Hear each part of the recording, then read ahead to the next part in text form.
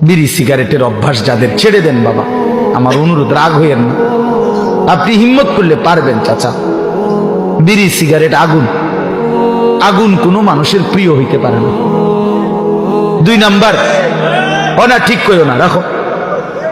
বিড়ি সিগারেট দুর্গন্ধ, দুর্গন্ধ কোনো সুস্থ স্বাভাবিক, পেশাব পায়খানার দুর্গন্ধ কোনো স্বাভাবিক মানুষের প্রিয় হইতে পারে না। ঠিক বিড়ি সিগারেটও দুর্গন্ধ, দুর্গন্ধ কোনো মানুষের, স্বাভাবিক মানুষের কাছে পছন্দনীয় হইতে পারে না। এটা আপনার অসুস্থতা, আপনার এটা অসুস্থতা, আপনার মানসিক বিকৃতি এটা। নাহলে আপনি দুর্গন্ধকে নিয়ে প্রতিনিয়ত নাকে মুখে ঢুকাইতেছেন, আগুনকে প্রতিনিয়ত নাকে মুখে ঢুকাইতেছেন, এটা তো অগ্নি পূজকের চিহ্ন হইতে পারে, ইমানদারের চিহ্ন হইতে পারে।